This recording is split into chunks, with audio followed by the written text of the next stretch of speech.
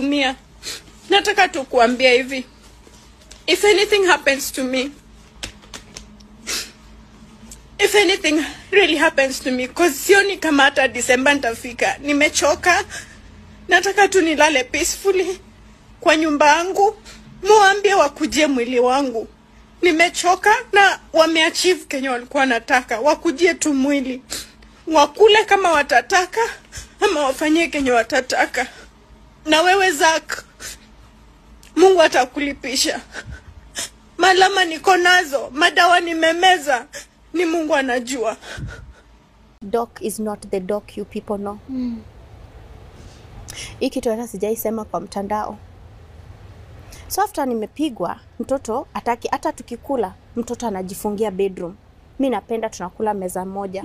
So my kids mali tu Doc ako, they used to love Doc, but after Doc what did, watoto hataki kumuona. So ikafika time ni mimi tu na Doc tunakaa sitting tunakula. Watoto wakiona tumeenda bedroom ndio wanakuja kukula sasa. Sasa ndio mpaka hii juzi. Sasa mimi sometimes niko busy. Ninatuma Doc, si daddy endo uchukue mtoi shule. Do you know what Doc did to my daughter? Sijaisema hii. Nilituma Doc, huyu ni mtoto wake. Hata kama si biological, huyu ni mtoto anafaa kuprotect. Doc anaenda kuchukua mtoto wangu. He wants to kiss my daughter. My daughter. I know I'm in danger. Nishapanga watoto wangu, if I might die, watoto wangu wako tu sawa. But nataka nikikufa nikuwe nimesaidia mtu. Najua Kenya niliamua nikakuja nao hapa kwa mtandao. Wamama wengi wameshindwa kukuja. Wengi hata wanaogopa, wengine wanashare na mimi na Sudu account what they have been through. But I give you hugs. Just know that you have done the right decision to talk to me. I won't expose you guys because I know the feeling. It takes courage you to come and say it in public. Now, I want this to go to Kenyan government. Please stop selling job. Stop selling job, government. You're putting our lives in a risk. You're giving us some doctors who are not experienced. Some doctors, they are not qualified to be doctors. You've been sold job, so people want to finish us. Like, if you're giving someone a job, do a research. Do criminal research.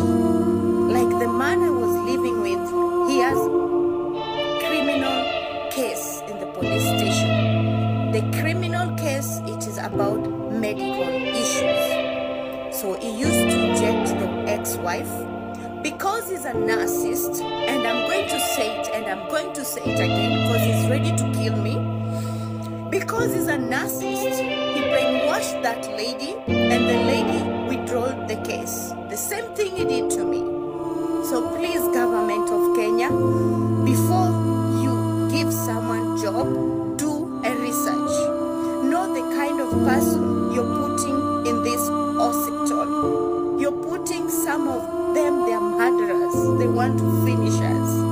And if you're a person who wants to go through operation, please, government, give us, allow us to come in that theater room with one of our members. Because what I saw the man was doing to patients through his phone, I myself. Now, I'm going to open something very serious. If I will be sued, it's okay. It's okay, but it's okay.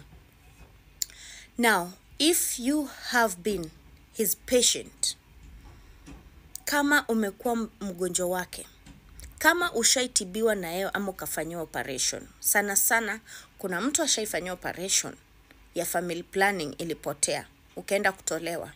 Trust you me, haikutolewa. Alikujanga akaniambia kuna mtu tumefanyia operation Valley Hospital na ikutolewa. Kama wewe ni asili ya Mwarabu na wewe ni mama ulienda kufanyia operation pale Valley Hospital, jua akona video yako ukiongea after operation najua mtu anakosanga fahamu. Ukiongea vitu zote venye bwanako anakufanya. Kama wewe ni patient na uliwahi tibiwa optical pale side za 58, jua akona picha zako ukiwa operation. Alipiga picha, samahani, ulijifungua mtoto, wale watoto akona vichwa kubwa, macho kubwa, akona picha zako. This dude amejaza filamu za ngono kwa simu yake na ni filamu za watoto tupu. Nyumba yake haijakosa zile madawa za kutoa mimba. Nyumba yake haijakosa, hadi anauzanga hizo madawa chini ya maji. Guys, if anything happens, na kama wewe ni patient wake, like 3 months ago, alikupatia dawa, ukampigia simu usiku wa manane ukilia, ukisema umekuwa wazimu. Yes, it is true. Akutibungu, anakupenga painkiller ndio urudi umpatie do. So guys, mimi nimeona niseme hii initoke na nitakuwa nimesaidia mtu huko nje. Na please tafadhali government, wakati wapendwa wetu wanaenda operation, naomba one of our family member wakuange huko. Kwa maana vitu nilikuwa naona kwa simu ya huyo doc, sikuamini madaktari tena. Na before muajiri watu, chunguza, do investigation. Some of them they have bad records. Kama doc akona record mbaya